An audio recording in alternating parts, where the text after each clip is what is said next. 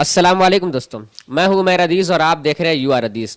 भारत देश में महंगाई बराबर बढ़ती जा रही है। कहते हैं कि भारत देश में महंगाई ने इतिहास रच दिया है, लेकिन खबरदार, कोई इस पे चू तक नहीं कर सकता, क्योंकि महंगाई नहीं बल्कि देश को समर्पित है ये महंगाई। और महंगाई जो है वो देश के बेनिफिट के लिए है, कुछ लोगों का ये कहना है। इसीलिए इसी सिलसिले में हम आए मिलने मनोज यादव जी से, जो कि पार्षद हैं दारानगर के वार्ड नंबर 74 के समाजवादी पार्टी के। इनसे हम ये जानेंगे कि आखिर इस महंगाई का राज क्या है और ये बराबर महंगाई क्यों बढ़ती जा रही है। तो मनोज यादव जी, आप इस महंगाई पे क्या कहना चाहेंगे? देखिए, भाजपा की सरकार केंद्र और प्रदेश में दोनों जगह पे है और इनके जितने भी जनहित के कार्य हैं केवल कागजों पर हैं। वास्तविक सच्चाई में आप आएंगे, जमीन पे आएंगे तो महंगाई चरम सीमा पे है। महंगाई चरम सीमा पे है। और आपने बताया कि डीजल पेट्रोल ना, पेट्रोल डीजल गैस तीनों को रखिए। गैस को आप अछूता मत समझिए।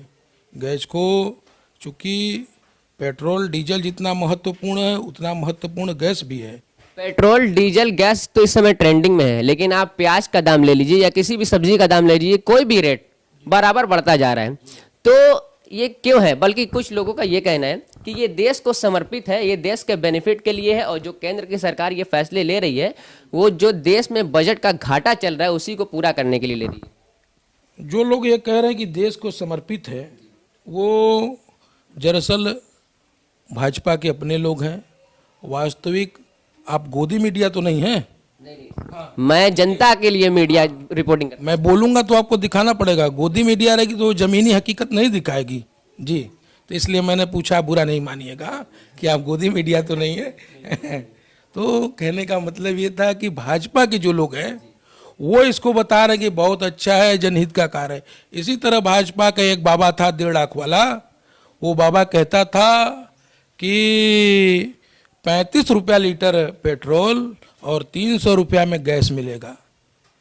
पता नहीं वो बाबा है कि नहीं है। उस बाबा को दिखाई देता है कि नहीं देता है कि आज पेट्रोल कहाँ चला गया है, डीजल कहाँ चला गया है, गैस कहाँ चला गया है, महंगाई कहाँ चला गया है। तो ये जो लोग हैं, ये भाजपा के कुछ गिने चुने लोग हैं, यही ये सारी बातें कहते हैं। और दरअसल सच्चाई तो ये है कि किसान आंदोलन को आप देख लीजिए। किसान अगर आज वहाँ धरना पर बैठा है तो किसके लिए बैठा है? कहीं ना कहीं जो किसानों ने तो अपना आंदोलन खुद खराब कर दिया। 26 जनवरी वाले दिन आपने देखा, लाल किले पर चढ़कर उन्होंने किसानों का झंडा फहरा दिया, पुलिस वालों को मारा है। फिर कहाँ से किसान आंदोलन? अब किसान आंदोलन भाई साहब मेरे, आपने पूरी सच्चाई देखी नहीं। जिन्होंने झंडा फहराया उनका फोटो भी था प्रधानमंत्री और गृह मंत्री और सांसद के साथ। उन भाई साहब वो कहाँ के थे? कौन लोग थे? वो किसान आंदोलन को बदनाम करने के लिए साजिश थी, बहुत बड़ा षड्यंत्र था। एकदम मिला जुला सबका लिखा हुआ स्क्रिप्ट था कि ऐसे ऐसे करना है।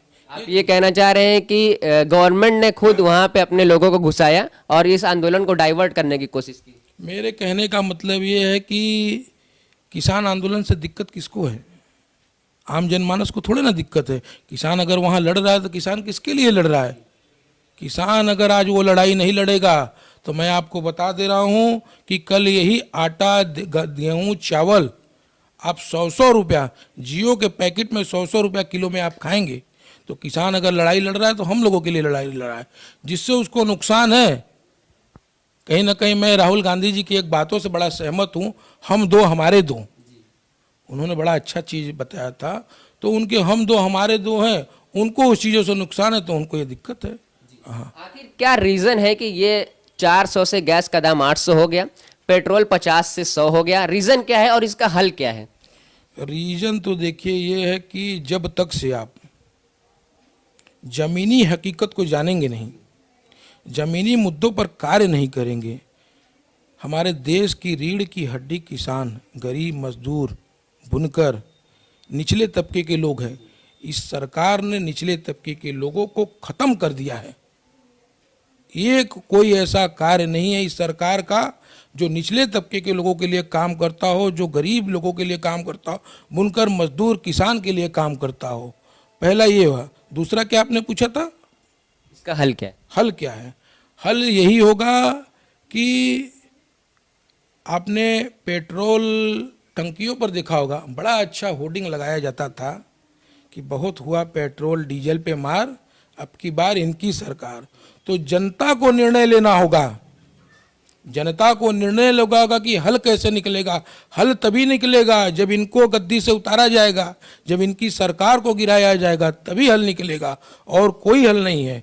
हल चाहे तो ये निकाल सकते हैं, मगर ये लोग तो हम दो हमारे दो के लिए काम करते हैं, तो कहाँ से हल निकलेगा, संभव नहीं है। अच्छा, पाकिस्तान में, हमारे बगल वाले मुल्क में 50 रुपए और 52 रुपए डीजल पेट्रोल चल रहा है, और यहाँ पे 100, जबकि हमारे देश में और ज़्यादा, वहाँ की से ज़्यादा जीडीपी है, और वहाँ से ज़्यादा हमारा देश बड़ा है, वहाँ से ज़्यादा बिजनेस है, फिर भी हमारे देश में पेट्रोल महंगा, डीजल महंगा। देखिए पाकिस्तान क्या कर रहा है, पहली बात तो हम लोगों से कोई मतलब नहीं होना चाहिए।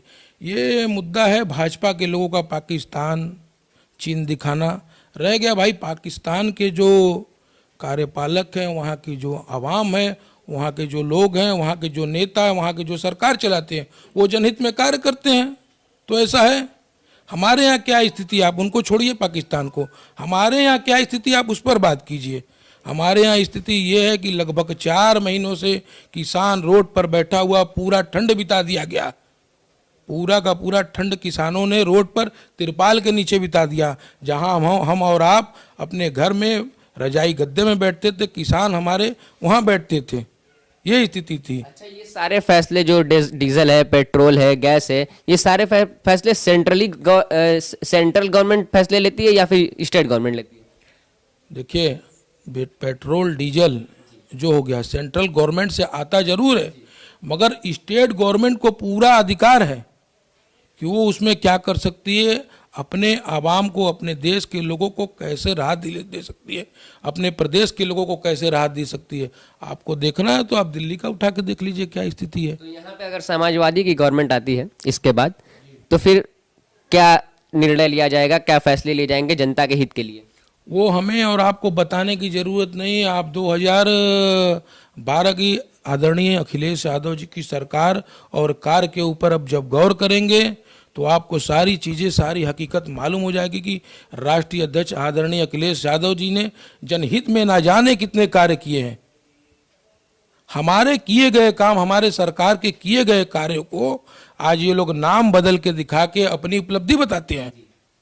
तो हमें और आपको बताने की जरूरत नहीं है। राष्ट्रीय अध्यक्ष जी आएंगे, उनके हाथ में सत्ता सरकार आएगी तो बागडोर क्या करेंगी। आमतौर पर जनता, जनमानस चाह रही है कि जल्दी से जल्द चुनाव हो और इस सरकार को हटा के राष्ट्रीय अध्यक्ष जी को कुर्सी पर बैठाया जाके, ताकि गरीबों के साथ न्याय हो सके। तो अगर गवर्नमेंट आती है तो क्या ये उम्मीद की जा सकती है कि जो पहले रेट था वो वापस से आ जाएगा? जी, निश्चित रूप से वापस होगा। हम लोग जनहित के लिए काम करेंगे। पेट्रोल डीजल महंगा ऐसे थोड़ा ना होता है।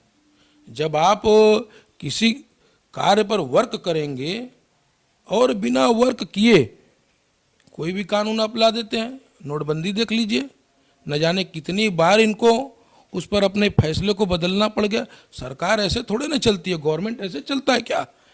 गवर्नमेंट ऐसे चलता है कि आप एक बार निर्णय ले रहे हैं, आपको दूसरे दिन फिर बदलना पड़ जा रहा है, तीसरे दिन फिर बदलना पड़ रहा है। ऐसे तो हम लोग बचपन में खेल किया करते थे आपस में। हम लोग जब छोटे छोटे थे तो हम लोग ऐसे खेल खेलते थे कि कभी ये कर देंगे, ये नहीं अच्छा हुआ तो ये हुआ। मगर सरकारें ऐसे नहीं चलती है। आपके ऊपर 135 करोड़ की जनता का भार है, जिम्मेदारी है। आपको अगर कोई निर्णय लेते हैं तो पूरा उसको एक बार बाय डाटा उसका खंगाल के तब निर्णय लेना चाहिए। यहाँ तो हर चीज की जल्दी रहती है। तो आखिर क्या वजह है कि जनता बार बार उसी पार्टी को चुनती है जो पार्टी उसके हित के लिए काम नहीं करती?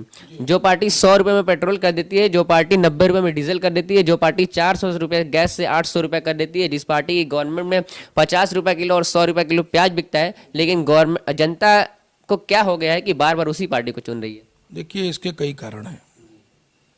इसके कारणों पर अगर आप बिंदुवार चर्चा करेंगे तो कई कारण है। पहला तो जो हमने पहले आपको बताया, गोदी मीडिया, आप बुरा नहीं मानिएगा। पहला तो हमारे देश का जो चौथा स्तंभ है पूरी तरीके से जर्जर हो चुका है, बिक चुका है। घर घर में ये लिखा हुआ स्क्रिप्ट बता के उपलब्धियां गिनाते हैं। इतनी बड़ी महंगाई है, इसको ये बता रहे हैं कि पिछले सरकार का है। पहला तो ये हो गया। दूसरा आपको बता दें कि जब तक ये सरकार जनहित में कार्य नहीं करेगी, हमेशा इसी तरह ये चलता रहेगा।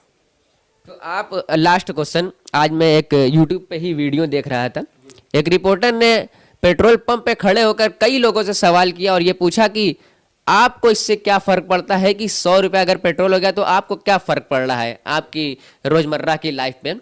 तो कई लोगों ने ये कहा कि कोई दिक्कत नहीं है और मोदी जी बहुत ही अच्छा कर रहे हैं और देश के हित के लिए कर रहे हैं, पेट्रोल 110 में हो जाए 120 में हो जाए लेकिन हम उन्हीं को चुनेंगे। ऐसे लोगों को आप क्या कहेंगे? वो रिपोर्टर निश्चित रूप से नेशनल रिपोर्टर रहा होगा। हाँ, नेशनल रिपोर्टर होगा। मैं तो ज़मीनी रिपोर्टर आप लोगों को मानता हूँ। आप लोग आके ज़मीन पर सर्वे कीजिए, हकीकत देखिए तो सारी सच्चाई मालूम हो जाएगी कि लोगों के घरों में खाने के लिए पैसा नहीं है तो वो पेट्रोल 100 रुपये लीटर कहाँ से भरवाएंगे। और जब तक से पेट्रोल डीजल सस्ता नहीं होगा, गाड़ियाँ चलेगी नहीं, तब तक से व्यापार इस देश का चल नहीं सकता। महंगाई चरम सीमा पर रहेगी तो सरकार को कठोर निर्णय लेना होगा। आप उन लोगों के लिए क्या कहना चाहेंगे जो कभी किसी गवर्नमेंट में सिलेंडर अपने सरों पर रख के रोड पर आ जाया करते थे, प्याज को रोडों पर फेंक दिया करते थे, आप उन लोगों के लिए क्या कहना चाहेंगे? मैं तो यही कहूँगा कि अगर जनता ने आपको चुना है, जनता ने आपको कुर्सी दिया है, आपको सम्मान दिया है, तो आप जनहित में कार्य कीजिए। जो भी आपका बचा कुचा गिना चुना दिन है उसमें कुछ ऐसा करके जाइए ताकि आने वाली पीढ़ियां आपको गलत न कर सकें। एक लास्ट ये कि अगर मैं कोई ऐसा सवाल छूट गया है मुझसे या फिर आप कुछ अपनी तरफ से कहना चाहते हैं तो प्लीज़ हमारी जनता को बताइए। जनता से मैं यही कहूँगा कि किसी के भी बहकावे में आप नहीं आइए। चूँकि इस समय पूरे देश में, उत्तर प्रदेश में जहाँ जहाँ भी भाजपा की सरकार है वहाँ पर बहकावे की राजनीति जबरदस्त चल रही है। आप इसी कड़ी में देखेंगे बंगाल में चुनाव होने वाला है और वहाँ पे नरसंहार चालू हो गया है। नरसंहार वहाँ पे चालू हो गया है। ममता बनर्जी के एक मुस्लिम मंत्री थे, नाम उनका मुझे ध्यान नहीं आ रहा है, उनके ऊपर बम से हमला कर दिया गया। और वो भी ममता बनर्जी ने खुद आके मीडिया में बयान दिया कि वो रिमोट से वो बम था। अब आप बताइए कि रेलवे स्टेशन किसके अंडर में रहता है? हाँ, तो कैसे?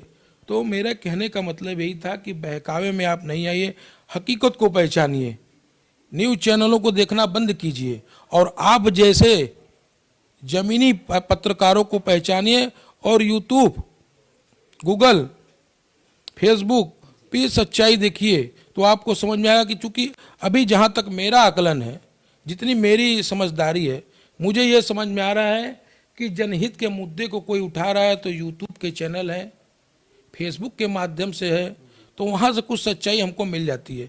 मगर मीडिया के माध्यम से कोई सच्चाई नहीं मिलती है।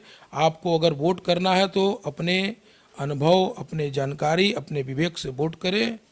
देश हित में अगर देश को बचाना है तो भाजपा के सरकार को केंद्र से और प्रदेश से उखाड़ के फेंकना होगा। हम बात कर रहे थे समाजवादी पार्टी के पार्षद वार्ड नंबर 74 दारानगर के मनोज यादव जी से और इन्होंने बताया कि आखिर ये महंगाई क्यों बढ़ रही है, किसका हाथ है और ये कैसे ख़त्म हो सकती है। तो इन्होंने बहुत सारी बताई, आपने सुना। अगर आपको ये वीडियो पसंद आया हो प्लीज़ इसे लाइक करें, दोस्तों के साथ शेयर करें और हमारे चैनल यू आर हदीस को सब्सक्राइब करना ना भूलें। मिलते हैं नेक्स्ट वीडियो में। अल्लाह हाफिज़।